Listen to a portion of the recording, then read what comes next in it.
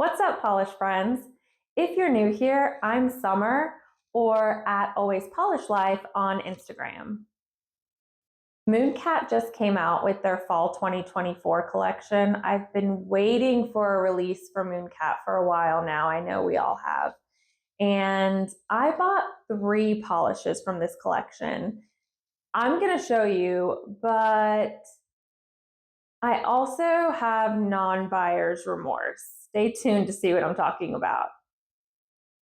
Besides the 3 polishes I bought from the Fallen collection, I also bought 1 polish from a previous collection, and I'm going to swatch all 4 polishes for you. Keep watching, I'll show you.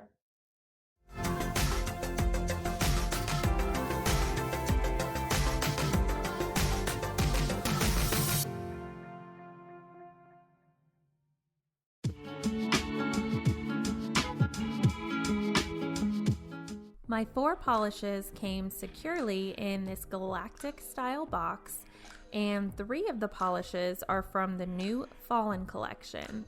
I'll name them later. And the 4th polish is the Trouble with Immortality from the Seasons of Persephone collection. I'm not sure when it was released though, sorry. I fell in love with the Trouble with Immortality from this swatch photo from the Mooncat website because I love glitzy polishes. Bronzes, silvers, golds, love them all. Okay, let's get to swatching. For my base coat, I'm using Ella and Mila's collab with Love Fresh Paint, which unfortunately isn't available anymore. But if you find it, buy it because it's great quality and allows for a long wear time.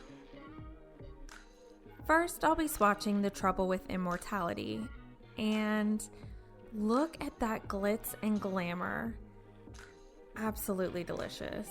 And Mooncat has that wider style flat brush, if you're not familiar, allowing for easy application. And look at this glittery goodness. The base is bronze, but the gold pieces shine so beautifully just on this first coat. The second coat builds opacity, but isn't quite fully opaque for me, which is absolutely fine because we can use a blurring base coat underneath our polish to make the polish opaque in 2 coats. No need for 3 gloopy coats. That's too much work. Just use a blurring base coat and 2 coats. Over my swatches, I'm using Mooncat's Speed Demon Top Coat, and I am absolutely in love.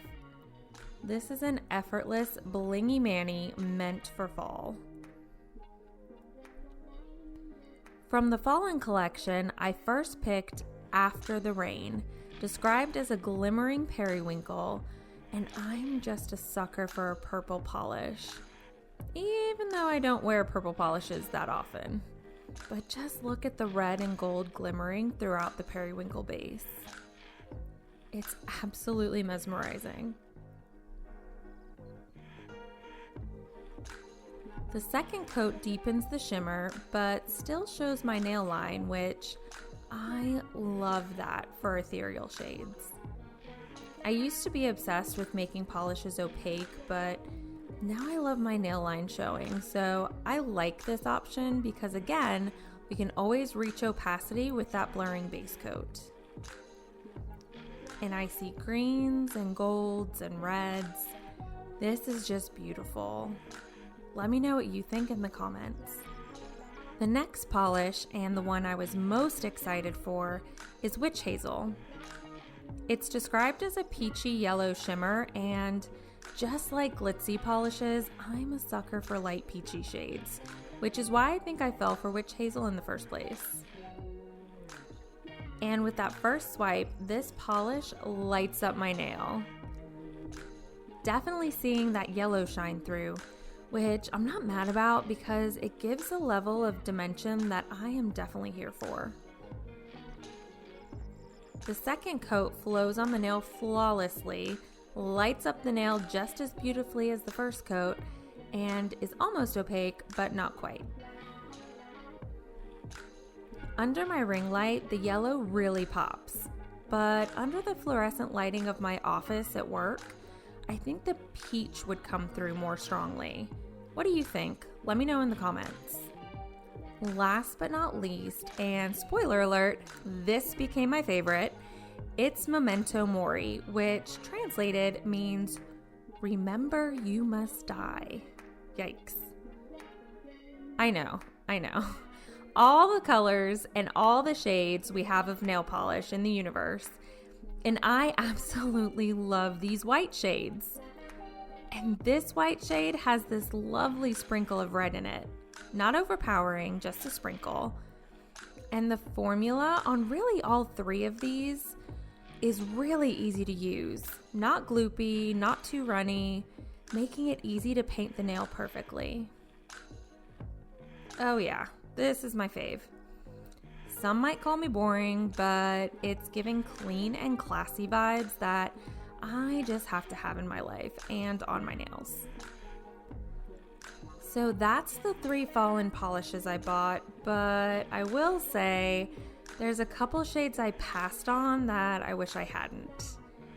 It's not too late, I guess, but let me just tell you where my head's at. First up is Fields of Lavender. I haven't really delved into magnetics yet. I know, I'm behind the times. And the cat's eye look isn't really my thing, so Fields of Lavender was an easy pass for me after seeing these photos, even though its shading is gorgeous.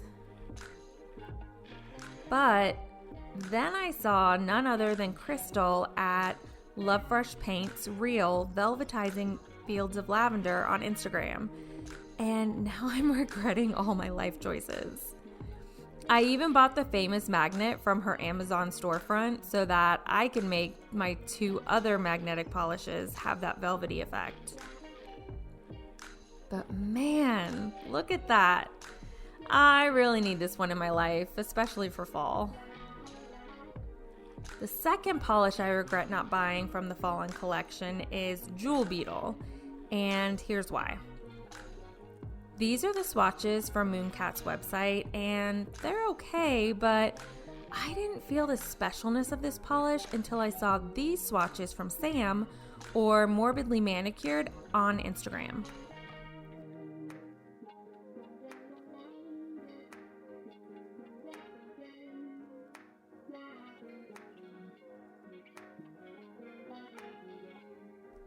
Watch her live from shade to sun. I am drooling. So I will probably be buying Fields of Lavender and Jewel Beetle in the near future. Womp womp. Okay, but I want to know what you think of my picks of the Mooncat Fallen collection. Were they your favorites too? Or are they a pass for you? What about the 2 I regret not buying? Comment and connect with me in the comments. I love hearing from y'all. Thanks for hanging out with me, and connect with me in between videos on Instagram at Always Polish Life. Until next time, stay polished, my friends.